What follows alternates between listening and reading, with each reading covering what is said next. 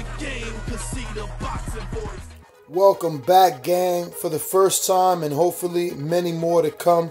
Don't forget to subscribe to the YouTube channel and click on the notifications right here, this little bell, so you can get those emails every time we go. ThaBoxingvoice.com, live here with Deas, trainer of Deontay Wilder. December 1st, big pay-per-view. So we have our Patreon questions. Obviously, the guys behind our movement, make sure we get to all these locations. So they have some direct questions for you. First one comes from Rob Weatherall, a.k.a. Robbie Hearn, so be careful. From the UK. Can we expect to see Deontay Wilder do the spin move we saw in the fight against Fury? Isn't it a risk that he really Isn't it a risk that isn't really needed? He could fall, turn his ankle or something. Wouldn't having good footwork traditionally be a safer option? It depends on which spin move he's talking about. Deontay works on a lot of footwork things. He changes things up. If he's talking about the move against Stavern in the second fight when he had Stavern hurt and he went at him, and then did the jump move to the right, I thought that was brilliant. I thought that was fantastic because it was a change of angle that Stavern in a discombobulated state could not do anything about, and it really. When you change the angle on somebody, good things happen. And Deontay's athletic enough to change the angle on anybody. All right. Same person. He got a whole bunch. Does the Windmill Wilder tag from certain people bother you as a coach? No, it's a great question, but no, it doesn't bother me. I just think people don't understand. Bottom line is Deontay can do both. I tell people all the time, Vladimir Klitschko technically as good as any fighter has been heavyweight in the last decade or more. Vitaly Klitschko, his brother, completely unorthodox. Probably hasn't thrown a correct punch in his life, and yet one's in the Hall of Fame and the other will be the day he's eligible. So there's more than one way to get things done. If you look at Deontay's second fight again with Stavern, look at the beginning of the fight. And look at the jabs, and look at the 1-2 that knocks Stavern down, and you're going to see very technically sound boxing as it's been done for years and years. Once he has Stavern hurt, then he does the unusual things, the unique angles, the awkwardness comes into play. So you've got to remember, when you're hurt, it's like being very dizzy, okay? When you're dizzy, if punches are coming from a way you've seen a million times, you're going to be more able to defend them than if they're coming from left field and things you've never seen. If you're dizzy, those punches land, and that's really when you see Deontay doing what you're calling wild, what I call awkward and unique. When you're seeing that, it's when he has somebody hurt. It's not early on. It's not when he's doing his technical boxing. So point is, he can do both, just like the Klitschko brothers. One was awkward, the other very traditional. Deontay has both that in his repertoire. What do you feel people underestimate in Wilder on a technical level? I think we just answered that question. On a technical level, people, all they're seeing, because people tend to go just to the knockout portion, so what they're seeing is what to them looks wild, and they're assuming that's what he does the entire time, and that's not correct. He mixes in different things in different phases. Other thing people don't understand about Deontay is the footwork and the things that he does.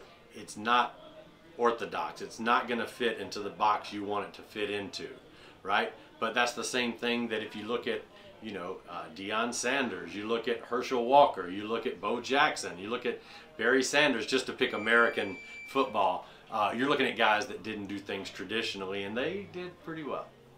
What are Tyson Fury's biggest flaws? Tyson Fury is a tremendous fighter.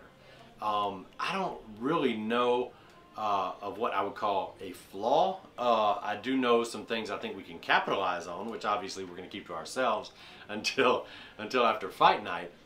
He's a tremendous fighter, and people have to realize he's the lineal champion. He's never been beat. He's tall, athletic, fast, awkward himself. So there's a lot about him that's very, very, very positive, and I wouldn't say anything that I would say is a major flaw in his game. I think this is the best against the best, which is why you have to see it. What's his biggest asset? Tyson Fury's biggest asset would be his athleticism. Tyson Fury's athleticism is amazing. He has great skills.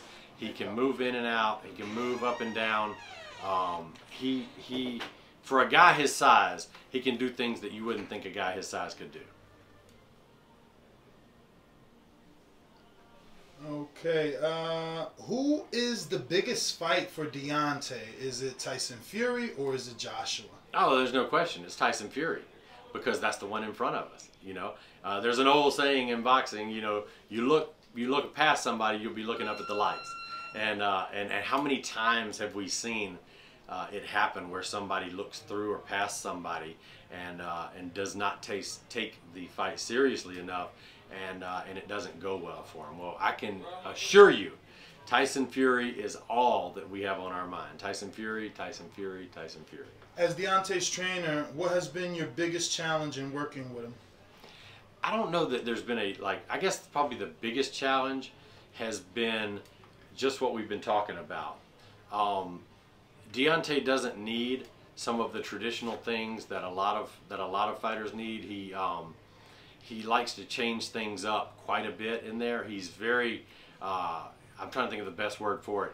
He's the kind of guy that gets bored pretty easily. So the traditional Deontay, we're going to do 6 rounds of shadow boxing. We're going to do 8 rounds on the bag. That would eat him alive. That's not where he's coming from. He likes to learn. He likes to try new things. He likes to experiment.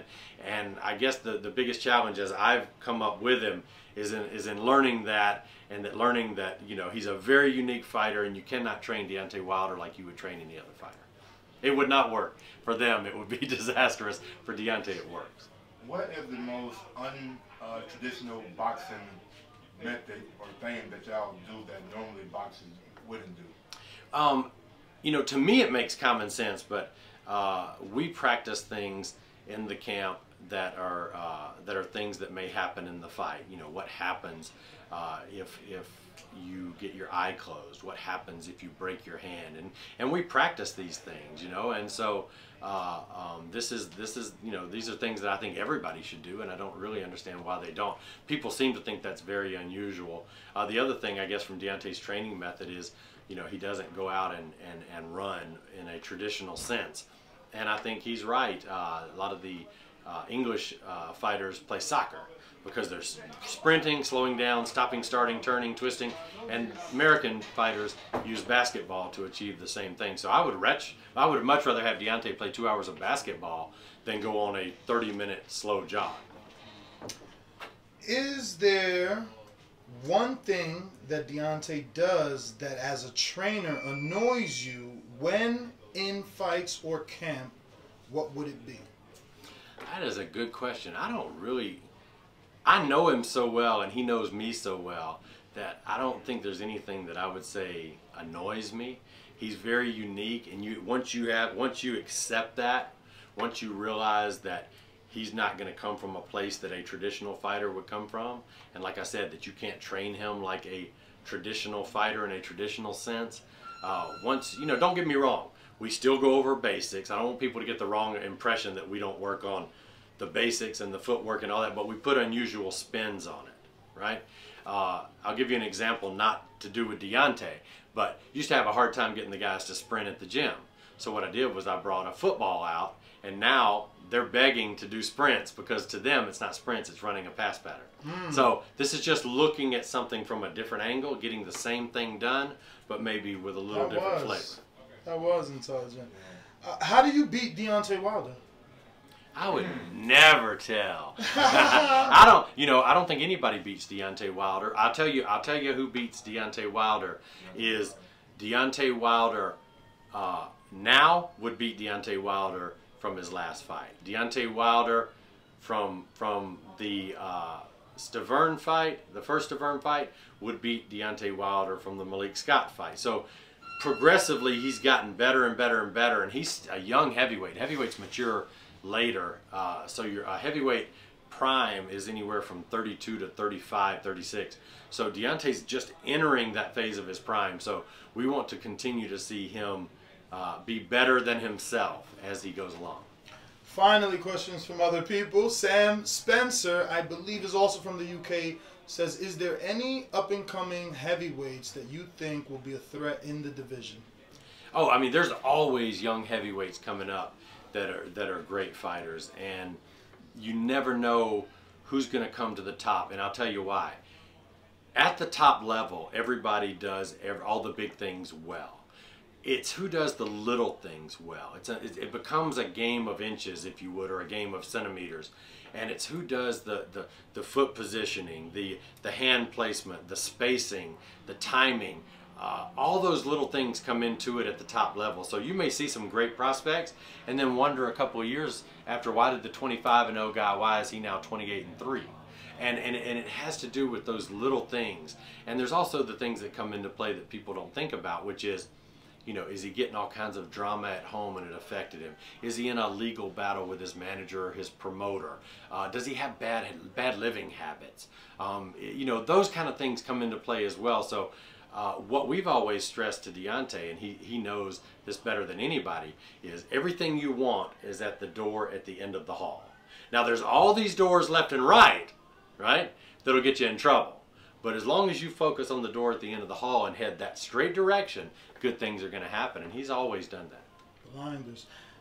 David Caldwell says, is there a cap on the effectiveness of your mimicking of Fury's style due to you being shorter, or is there just, or is it just so Deontay gets used to seeing them? It's, you know, Fury is a unique individual, so I'm up on my tiptoes as best as I can be. But you got to remember that just because a guy is 6'8", 6'9", doesn't mean that that's his actual height when he's boxing. You know, typically as the legs spread a little bit, you drop a little bit. So he's not, you know, we're not mimicking. I can't get that tall anyway, even on my tiptoes. But I do try to stay on my toes. I do try to study film of Fury and do the best I can do in terms of mimicking some of the things. I think the main point is that Fury's style hypnotized Klitschko. And Klitschko found himself watching and wondering and waiting, what's going to happen? What's he doing? And Fury's using that to his advantage, and we're not going to let that happen. Deontay will have seen it. We're even talking trash to him in an English accent in the ring. You know, we're brave. That's all you got, Deontay. That's all you've got. I know it's a terrible English accent, but it's the best I can do from Alabama, right? So we're trying to mimic everything we can that he may see, so that if he does see it, you know, it's not going to be a big deal anyway, but we certainly at least want to have gone through. Let me tell you, those videos did well. People really enjoyed your mimicking of Fury.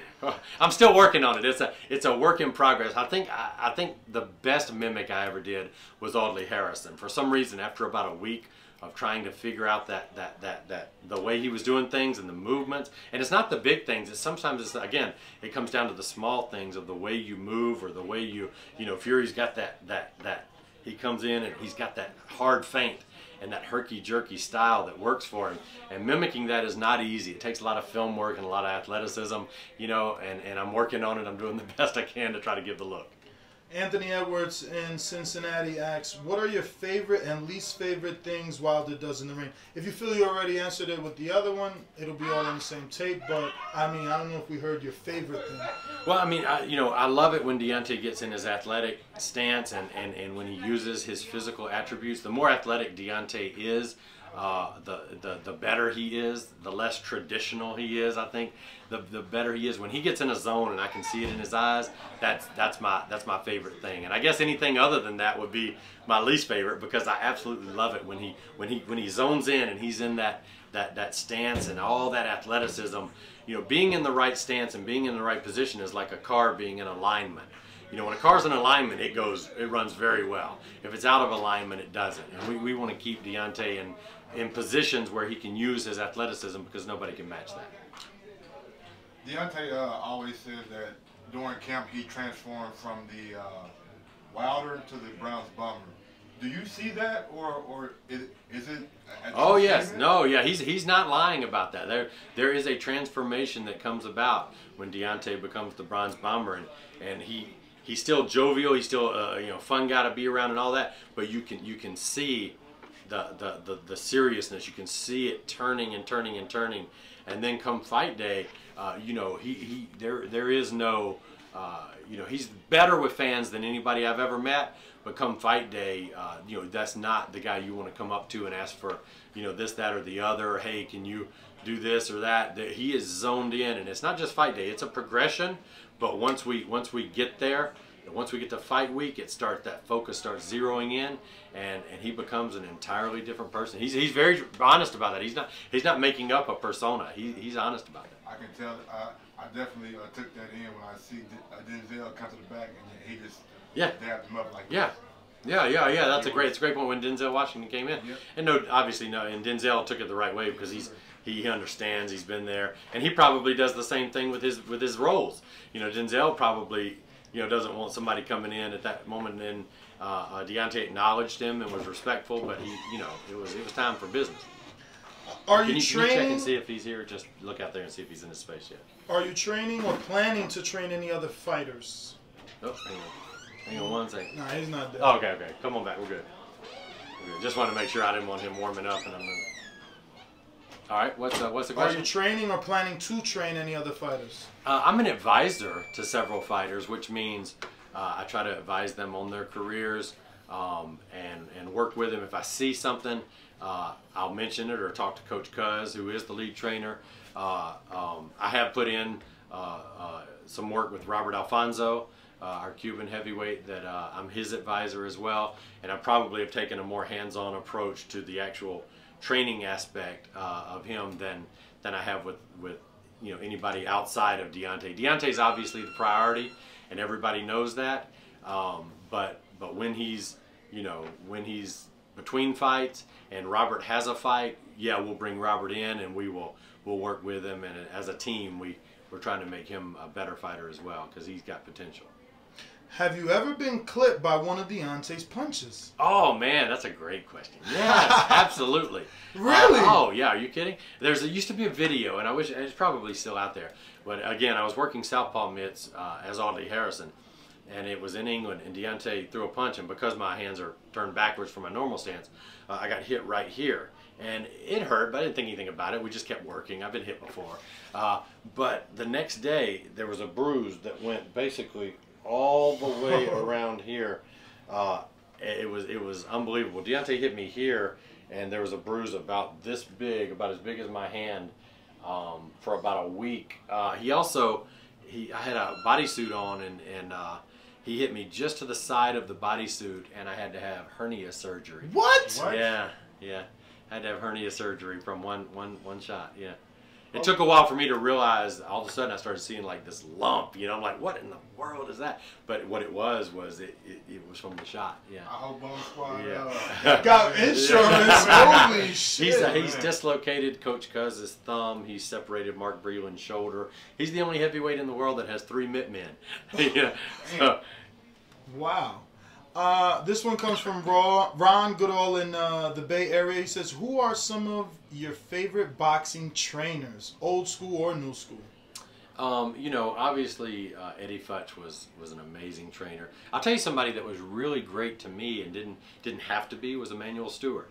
I met Manny on many occasions. Of course, he knew that I was working with Deontay, and I was a young trainer in the game. And he always, even if he was on HBO, as soon as they went off camera, he would make a beeline to me, and he was very excited and asked me a bunch of questions, and we talked. And then he came to Atlanta, and I spent some time with him there, and he was really cool to me. And then Ronnie Shields, when I first took over training here at Sky Boxing, Deontay was like the first guy that I trained cradle up. Ronnie Shields was the guy that I called out of the blue and said, "Can I come over and just watch what you do?" At the time, I didn't understand how to hold a training camp, how many days a week you spar, when you spar, who you spar, why you spar, what days you do this, what days you do that. And Ronnie was so patient and so great. He even took me to his house. We share a love of all things boxing and all things Mays featuring Frankie Beverly, which he was surprised to know that I was into that. And so, you know, these were things we connected on. And then when Deontay fought Spielka, who was Ronnie's fighter, we talked quite a bit, and I still, every year I send Ronnie a Christmas card to him and his family to I think 4801 Rebel Ridge Drive in Sugar Land, Texas. I think, yeah, I'm good at this. So I know, you know. You just gave Ronnie Shields that. He's going to get, that's Ronnie's gym. He's going to get lots of mail, but no, it's all cool. Ronnie's a great guy, and he took time out when, like I said, when he didn't really have to, and he's one of my favorites. That's actually an amazing story, because those are two separate trainers that obviously see the same thing that you see in Deontay, and open up the doors to you. That's crazy. I didn't even know. That's amazing.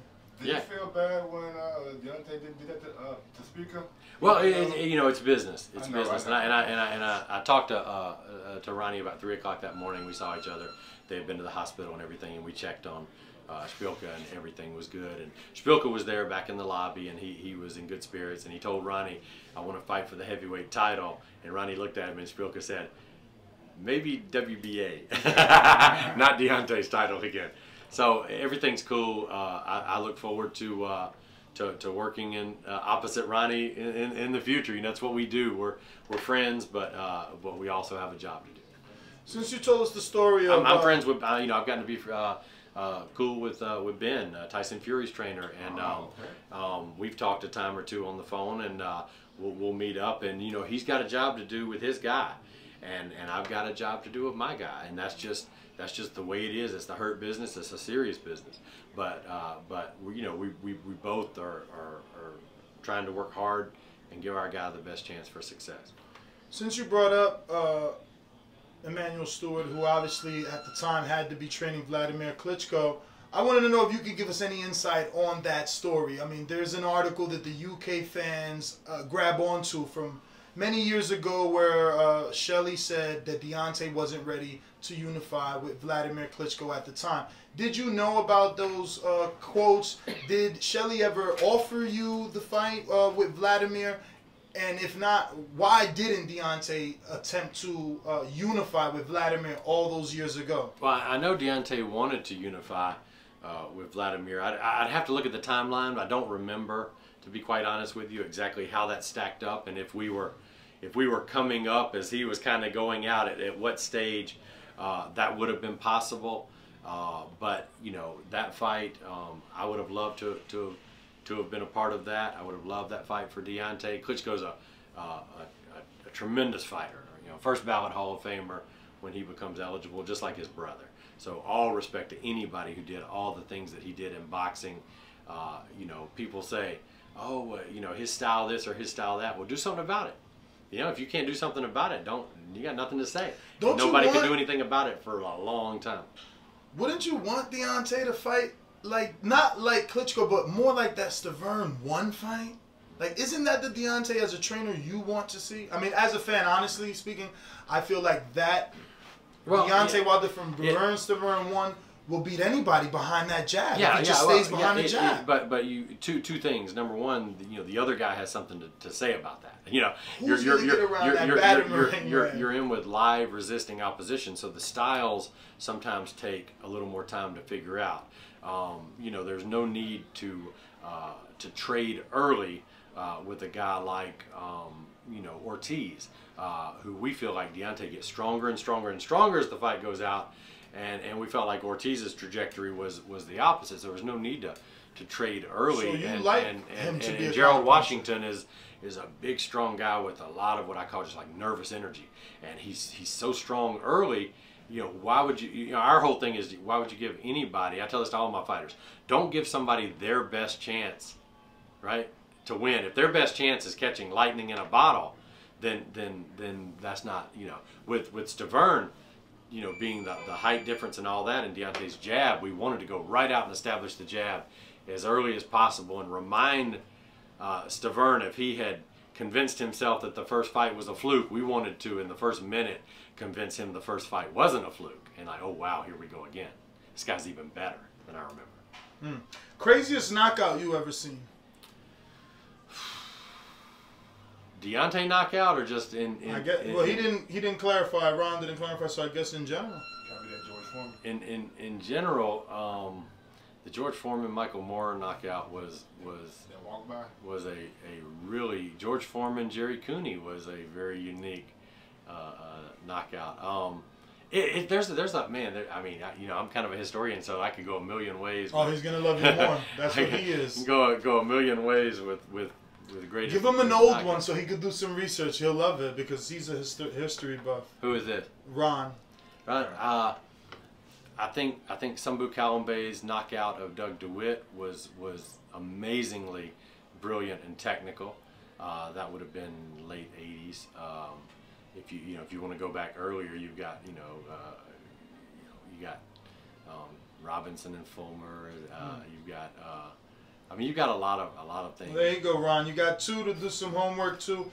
What's your thoughts on HBO leaving the boxing game? Well, that's an interesting one because it's really going to be interesting to see how that all plays out. They've been a huge part of the sport for a long time.